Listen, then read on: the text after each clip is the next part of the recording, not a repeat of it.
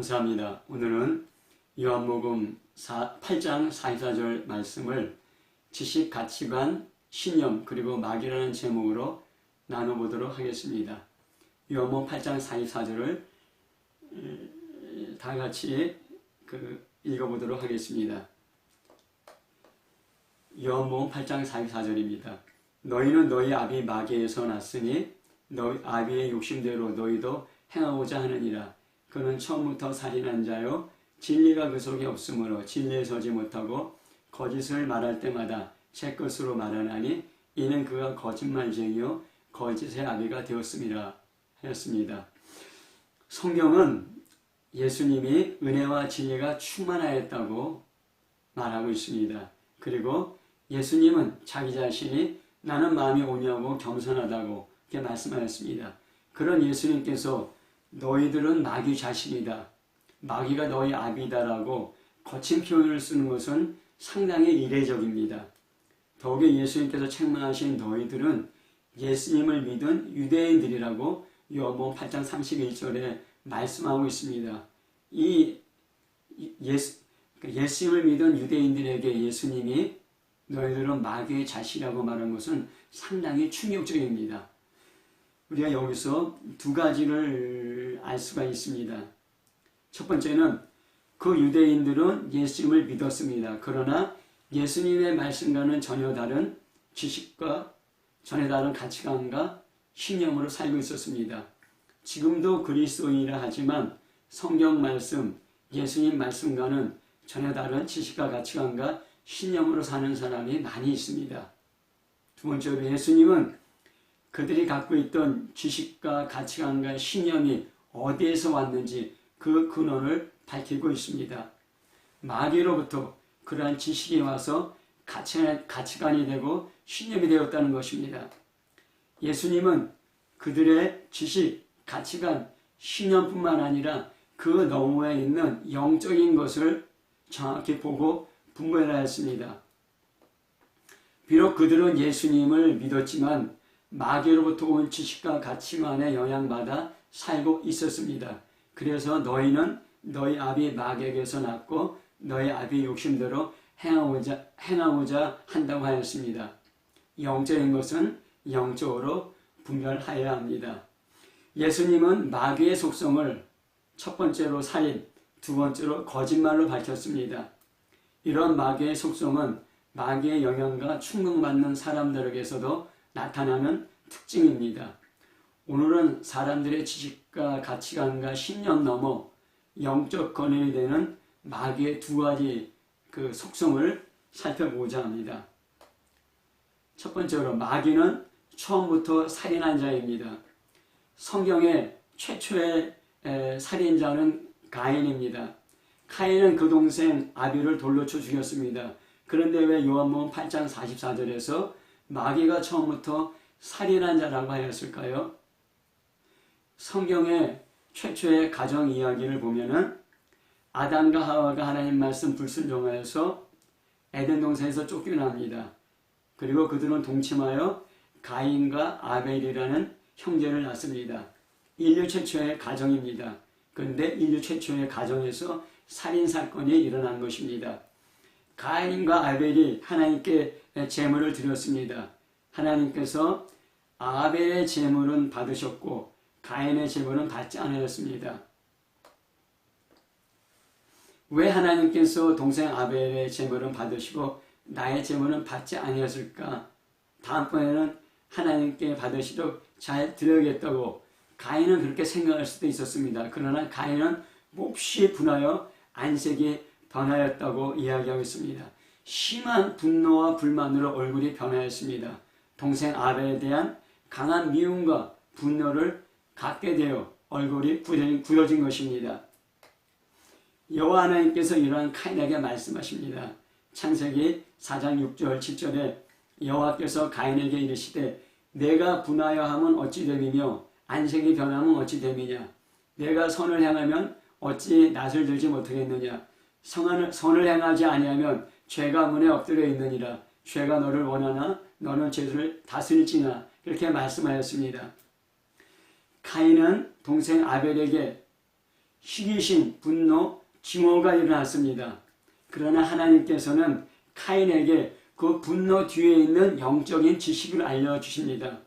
분노하고 안색이 변하는 것은 선이 아니고 죄라는 것입니다.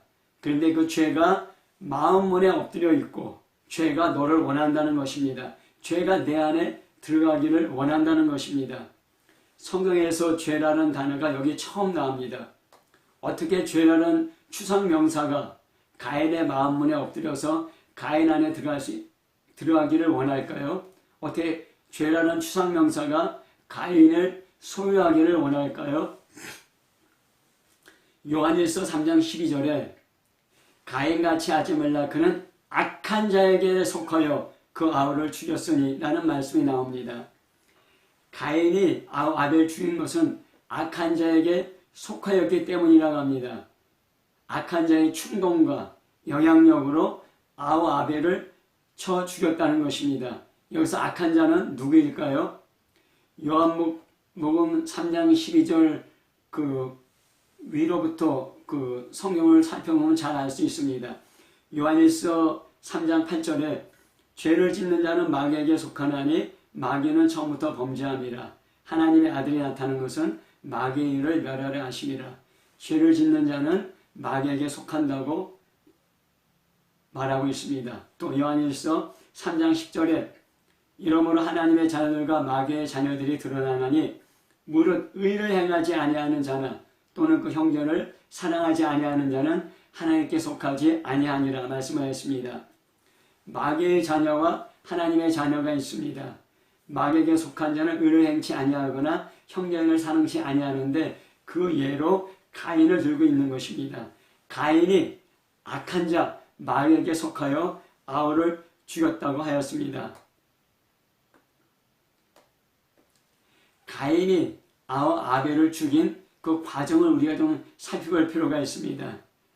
하나님께서 아벨의 제물은 받으시고 자기의 제물은 받지 않으셨기 때문에 마음에 불만이 생겼습니다. 그래서 그 아벨에게 시기심, 적대감, 분노가 생기게 된 것입니다.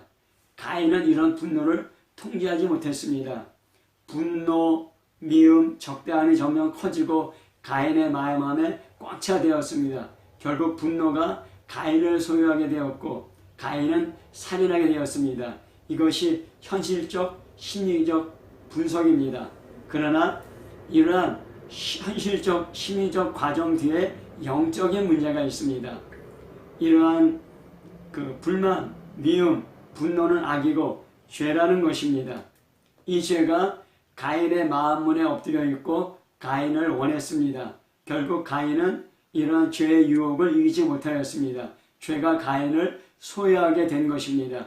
죄에 소유된 가인은 그 죄를 행하게 되었습니다. 그래서 동생 아벨을 죽이게 됩니다. 여기까지가 창세기 4장의 설명입니다. 그러나 요한일서 3장 12절은 더 깊이 구체적으로 나아가고 있습니다. 악한 자 마귀는 죄로 가인을 충동하고 영향력을 미쳤습니다. 죄 뒤에 있는 마귀를 말합니다. 가인은 마귀의 죄악된 충동을 이기지 못하여 동생 아벨을 죽였습니다. 마귀가 가인을 소유하게 되었고 죄가 가인을 소유하게 된 것입니다. 이것이 인류 최초의 살인 이야기입니다. 그래서 요한복음 8장 44절에 마귀는 처음부터 살인한 자라고 말한 것입니다. 혹시 우리의 지식과 가치관과 신념에 이런 미움과 분노와 적대감이 스며들어 있지는 않습니까? 이런 심리적 현상 뒤에 영적인 문제가 있다는 것을 알아야 됩니다. 하나님으로부터는 미움과 분노와 적대감이 오지 않습니다.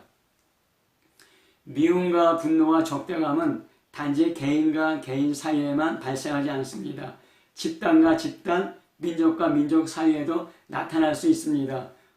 어떤 이념을 내세우며 애국심이라는 미명하에 미움과 증오와 적대감으로 사람을 선전선동하는 것을 지금 여기서도 많이 보고 있는 것입니다. 두 번째로 마귀는 거짓말쟁이이고 거짓의 아비입니다. 거짓의 아비라는 것은 모든 거짓말이 마귀로부터 출발한다는 것입니다.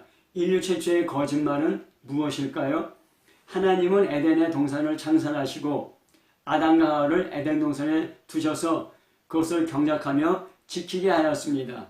그리고 동산의 각종 나무 열매는 임의로 먹되 선악을 알게 하는 나무의 열매는 먹지 말라. 먹으면 정령 죽으리라. 창세기 2장 16절 17절에 말씀하였습니다. 에덴 동산에 있는 모든 나무의 열매는 먹지만은 선악을 알게 하는 나무의 열매는 먹지 말라는 명령입니다. 먹으면 죽는다는 것입니다.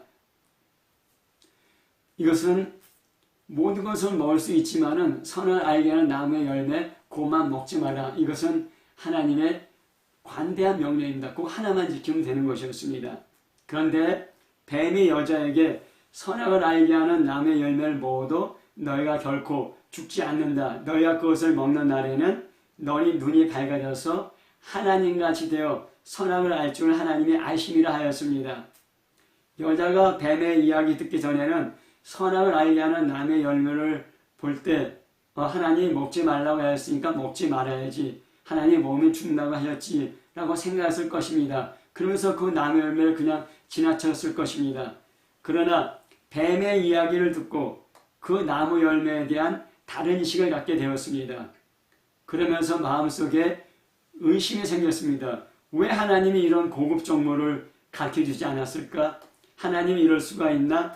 하나님같이 되는 것을 싫어해서 진실을 이야기하지 않았나? 그러면서 열매를 보니 전과는 다르게 보였습니다. 창조주 하나님의 이야기보다 피조물인 뱀의 이야기에 더 신뢰감을 갖게 되었습니다. 그래서 창세기 3장 6절에 여자가 그 나무를 본즉 먹음직도 하고 보암직도 하고 지혜롭게 할 만큼 탐스럽기도 한 나무인지라. 여자가 그 열매를 따먹고 자기와 함께 있는 남편에게도 주매 그도 먹은지라 하였습니다. 한번 생각해 보십시오. 피조물인 사람이 피조물인 그 열매 맺는다고 하나님과 같이 될 수 있겠습니까? 그러나 여자는 하나님 말씀인 진리보다 뱀의 거짓말이 더 좋아 보였습니다. 자기에게 지금보다 더 나은 행복을 가져다 줄 것 같았습니다. 그래서 그 거짓말을 믿었고 그 거짓말대로 움직였습니다. 그래서 거짓된 지식은 거짓된 가치관을 만들고 그 가치관대로 움직이게 하는 것이었습니다. 거짓된 신념을 따랐던 것입니다. 그 결과 사람의 타락과 사망과 고통이 들어오게 된 것입니다. 근데 여자에게 거짓말로 깬 뱀은 과연 무엇일까요? 계시록 12장 9절에 큰 용이 내어 쫓기니 옛뱀 곧 마귀라고도 하고 사탄이라고도 하며 온 천하를 꿰는 자라. 그가 땅으로 내쫓기니 그의 사자들도 그와 함께 내쫓기니라. 그런 말씀이 있습니다.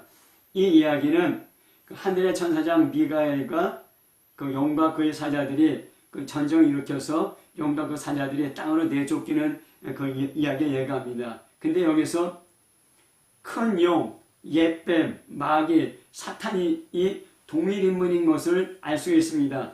큰 용이 내어 쫓기니 옛뱀, 곧 마귀라고도 하고 사탄이라고 하는 자라였습니다.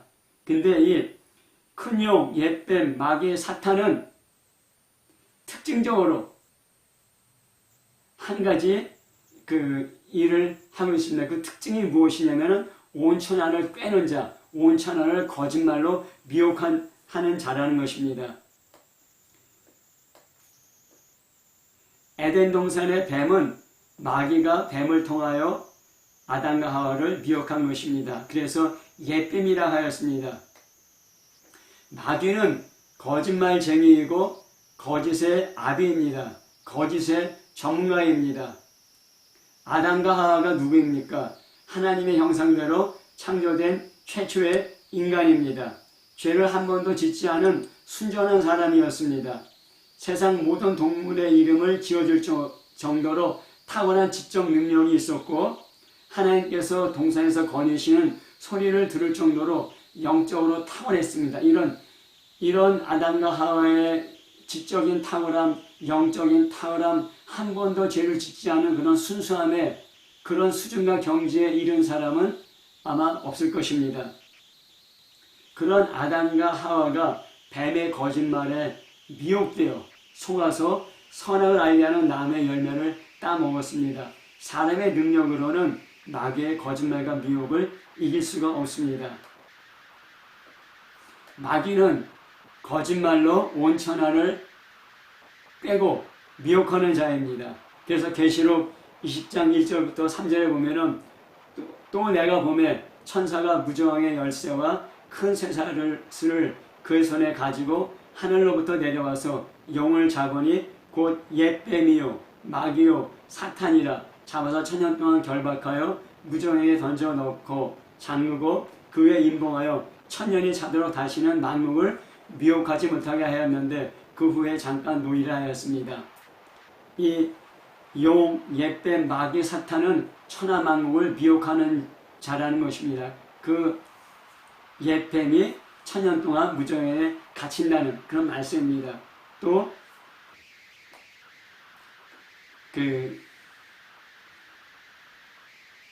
천년 후에 마귀가 옥에서 놓이는데 계시록 20장 8절부터 10절에 보면은 나와서 땅의 사방 백성 곧 곡과 마옥을 미혹하고 모아 싸움을 붙이리니 그 수가 바다의 모래 같으리라.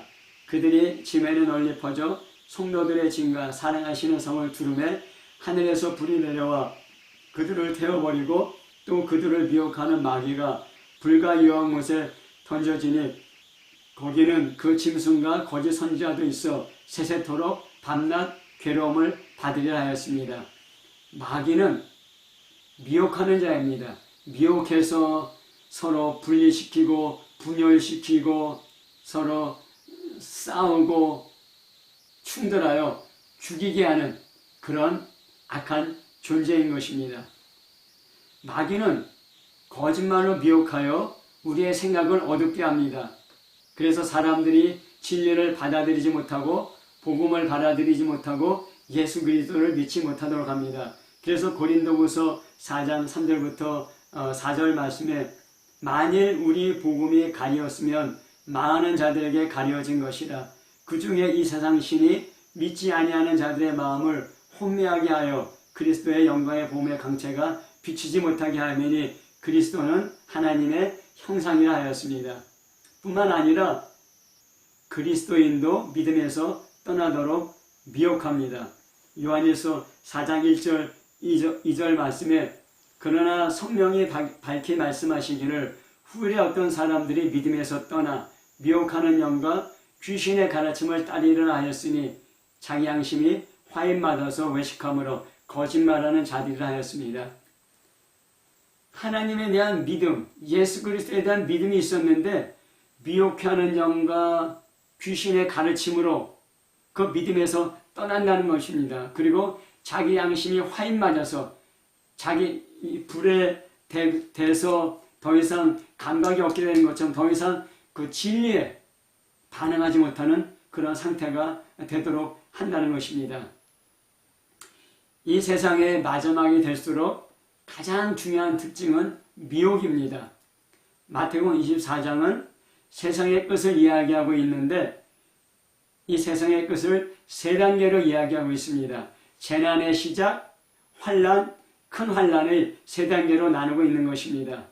그리고 큰 환난 뒤에 세상의 끝이 옵니다. 각 단계마다 나타나는 사건들이 약간 다릅니다. 그러나 각 단계마다 공통적으로 나타나는 것이 있습니다. 미혹입니다.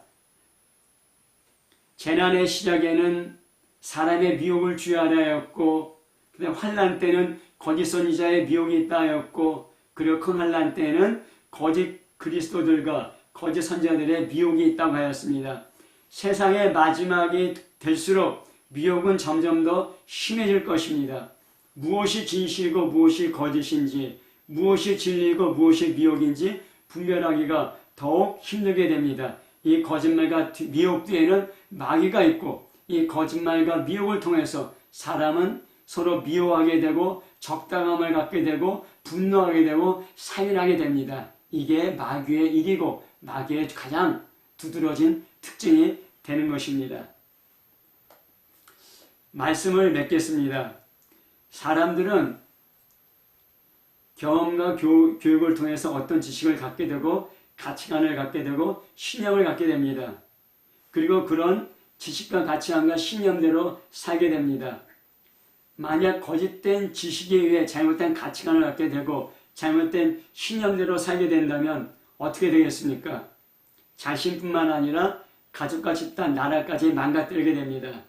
그런데 이러한 지식과 가치관 뒤에는 영적인 문제가 있다고 성경은 말하고 있습니다. 중세시대를 암흑시대라고 합니다. 그때 캐토릭은 종교재판소를 통하여서 마녀 사냥이라는 미명에 5,000명이라는 그리스도인들을 죽였습니다. 또 공산주의 이념을 통해서 스탈린은 약 3천만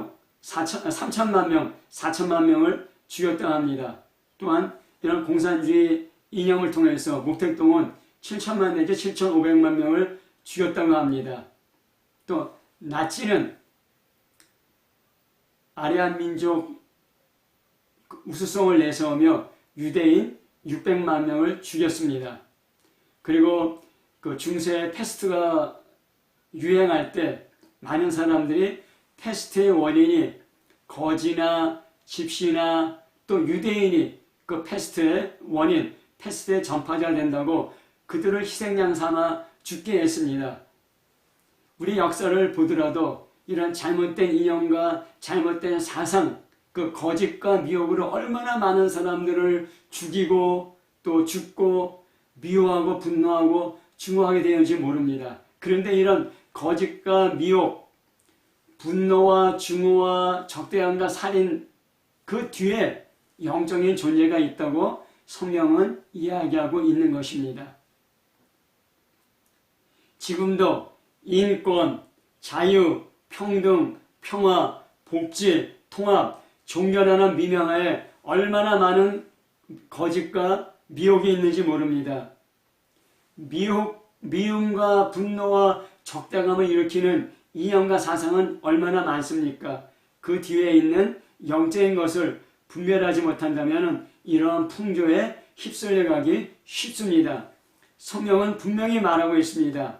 마귀는 그 속에 진리가 없으므로 처음부터 살인한 자이고 거짓말쟁이, 거짓의 압이라는 것입니다. 지금도 마귀는 사람들을 통하여 사람을 미혹하고 또 문화, 예술, 매스미디어의 세상 풍조를 통하여서 사람을 미혹하고 있습니다. 이 미혹을 통하여서 얼마나 많은 미움과 분노와 적대함과 살인과 타락이 일어나고 있는지 모릅니다. 마귀는 거짓말, 미움, 분노, 적대감, 타락으로 사람을 소유하고 종삼고 있습니다. 그리스도인은 외부로부터 들려오는 이런 거짓말과 미혹을 분별해야 합니다. 뿐만 아니라 이미 우리 안에 지식과 가치관으로 자리 잡고 있는 거짓말, 분노, 증오심, 적대감을 버려야 합니다. 어떻게 이런 거짓과 미움을 분별하고 자유할 수 있을까요? 요한복음 8장 32절에 진리를 알지니 진리가 너희를 자유케 하리라 하였습니다. 또 요한복음 8장 36절에 그러므로 아들이 너희를 자유케 하면 너희가 참여로 자유하리라 말씀하셨고, 갈라디아서 5장 1절에 그리스도께서 우리를 자유롭게 하시려고 자유를 주셨으니 그러므로 굳건하게 서서 다시는 종의 멍에를 매지 말라고 하였습니다. 성경 말씀이 우리를 자유롭게 하고 말씀이 육신이 되신 예수님이 우리를 자유롭게 합니다. 성경 말씀으로 또 예수님을 따르면서 자유롭게 된 우리는 다시는 그 거짓과 미혹에 속아서 종의 멍에를 매지 말아야 되는 것입니다. 진리이신 성경 말씀에 귀 기울이고 또 진리이신 예수님 따라가는 복된 은혜가 충만하시기를 예수 이름으로 축복합니다. 아멘.